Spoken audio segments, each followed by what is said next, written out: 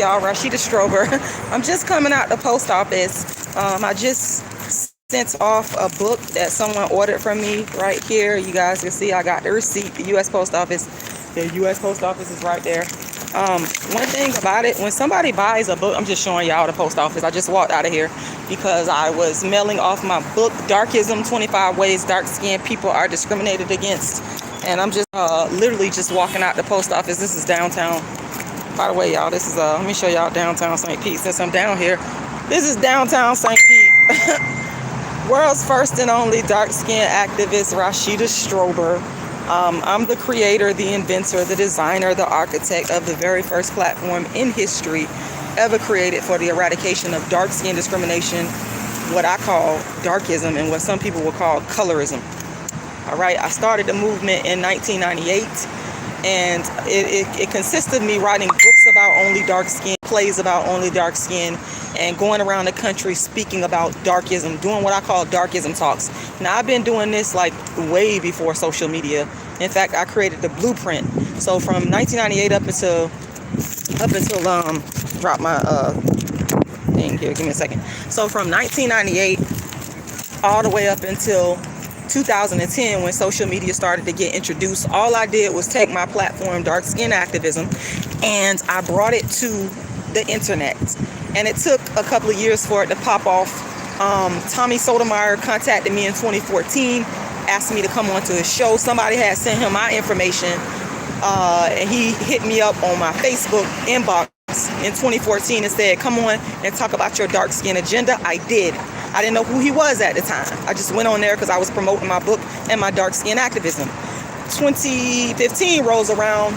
I spoke out against Kendrick Lamar's darkism, and black people were like, what the hell? They never had heard anybody talk about a black man, and it's the famous black men, in terms of their dating choices online. I'm the first to literally do it myself in Cola Boo. But this is something that I want to make sure that we understand that I have been doing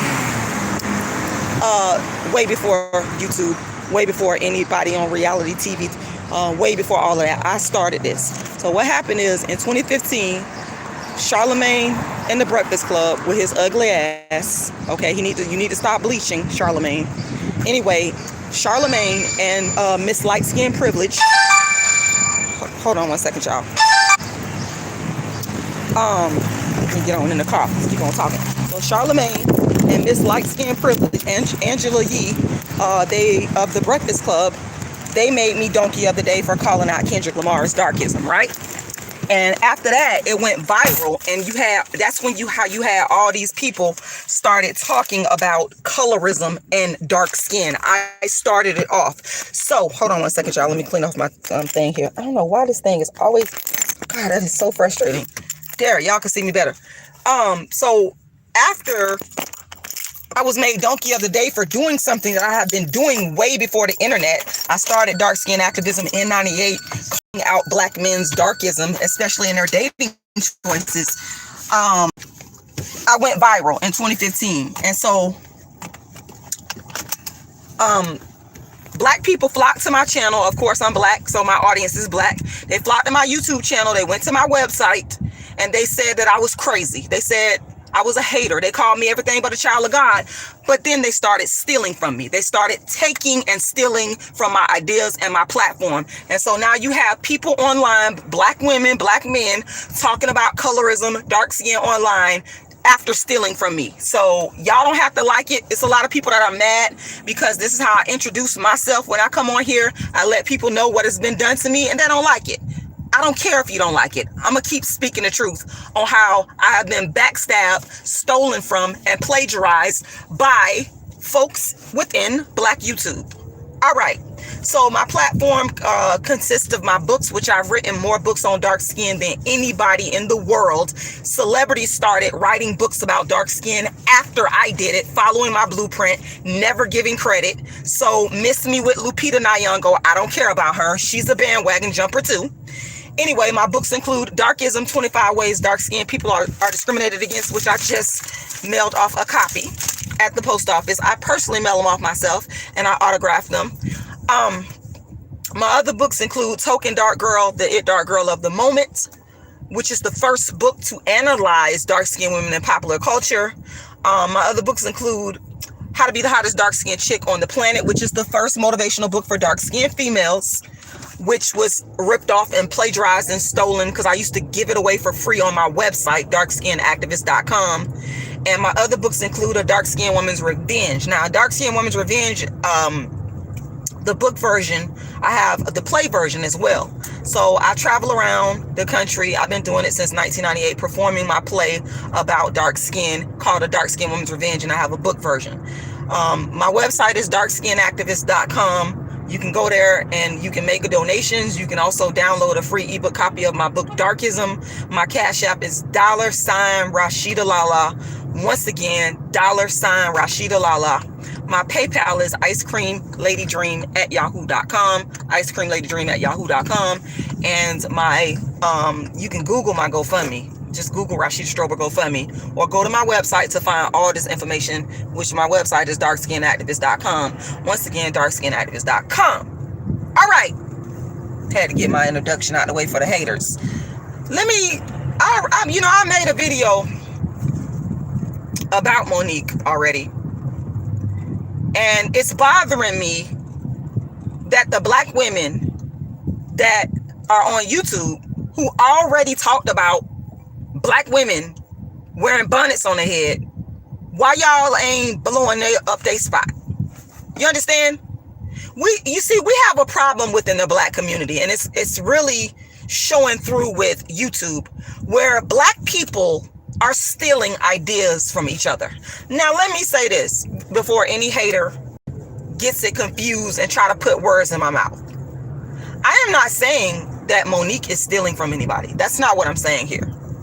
Let me just say this at the outset. I believe that Monique, the comment she made about the bonnets, I believe that was a real genuine comment that, I could just tell it was like for real. Like, I believe she was in the airport and she saw whoever she saw with their bonnets on and with all this foolishness going on, etc., etc.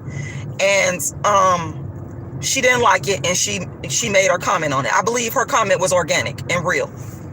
Okay, I don't believe that she watched somebody on YouTube and copied them. That is not what I am saying. What I am saying is there are black women on YouTube that already talked about this. Now, let's take Monique out of this. I already done let y'all know that I don't believe she copying. What I'm saying is, why aren't black people on YouTube blowing up the spots of black women who already called this out? This is why our community will never get anywhere, because we don't want to see each other come up or get credit or get recognition for anything. That is not what we want to see. We only feel that something is important if a celebrity says it. If a celebrity is saying it, then we cool with it. If a celebrity is saying it, then we sanction it. Never mind the people that got YouTube channels. You see, YouTube came along and it actually gave a voice to people that had a brand or a product or an idea that maybe they could not get traction before. They don't have no Hollywood connections and stuff like that. And they were able to come on to YouTube for free and build a brand. Now, that's the good part about YouTube. It's good, and it's pros and it's cons. The negative side of that is the plagiarism.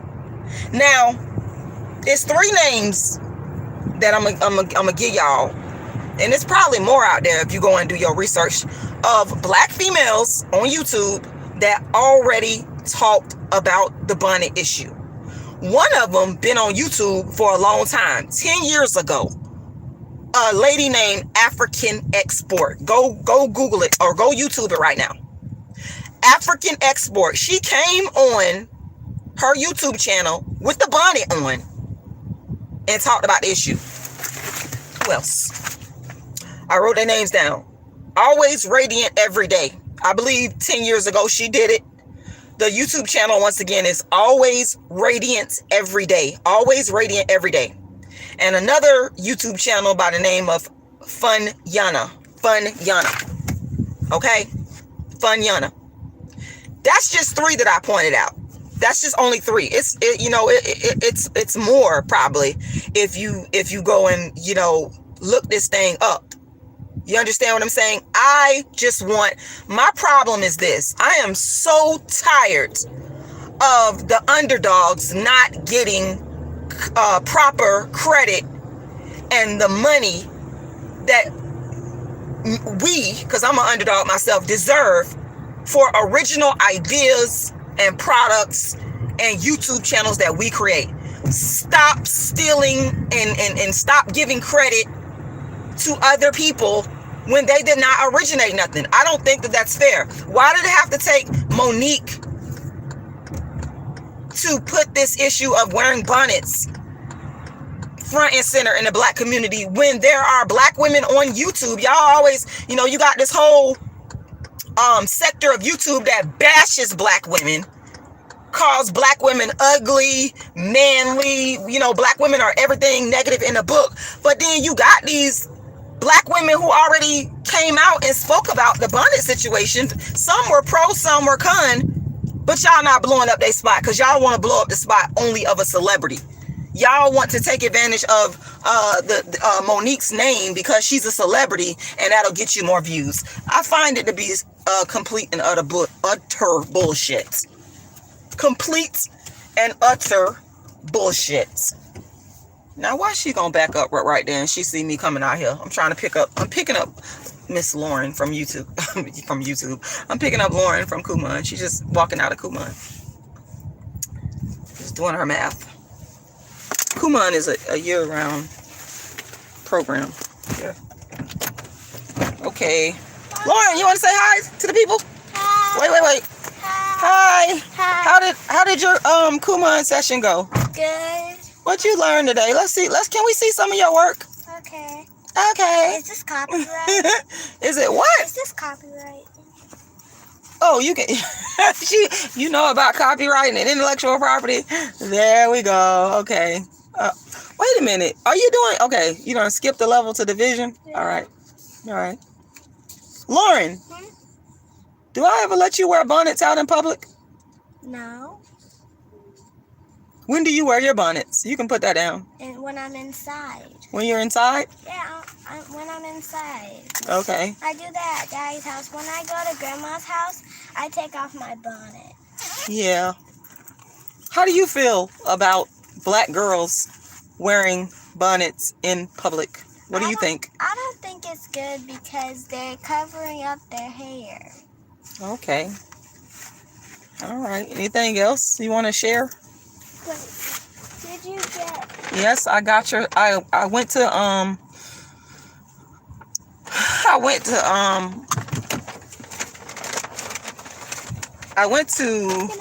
Rolling Oats. Yeah, you can have it now if you want to. I'm about to take the stuff home and put it in the refrigerator because I got some veggies back there that I don't want to yeah. So we got to go home. But yeah, y'all, that's pretty much what I have to say. Are we gonna go to the beach? We are. Let me finish making this live and then I'm gonna get up off of here because I'm about to head home and I'm gonna take this food home and put it in the refrigerator, the stuff that I need to refrigerate it. I just came from the Rolling Oats, the Whole Food Market, and got her some stuff that she wanted. But yeah, I pretty much have said, y'all, what I needed to say about the whole bonnet situation. My thing is, this discussion has already been brought to the fore on YouTube, and I don't like the fact that the black women who have already talked about it are not getting the proper credit that they deserve. And I don't know, it's something going on here with YouTube where it's only like 4 people watching this, which doesn't make any sense. YouTube is always, and see, that's the thing, if you're not a famous person, a person that became famous before YouTube or outside of YouTube, I believe they do a lot to mess around with your views. Because right now, I'm looking at this right now, and my views it's only 4 people watching this, and that doesn't make any sense. But anyway, I pretty much have said what I needed to say, y'all, about the bonnet situation. Give credit and acknowledgement to the black women who have already spoke about this, whether it be pro or con. Take some time to go on YouTube and you will find some of these black women. I already gave you 3 names, one of which was African Export. She talked about it, and there's others. Anyway, y'all, my website is darkskinactivist.com. Once again, darkskinactivist.com. The Cash App is $rashidalala. The PayPal is icecreamladydream@yahoo.com. And you can find all this information really if you visit my website, which is darkskinactivist.com. Once again, darkskinactivist.com. That's it. I'm done. I'm out.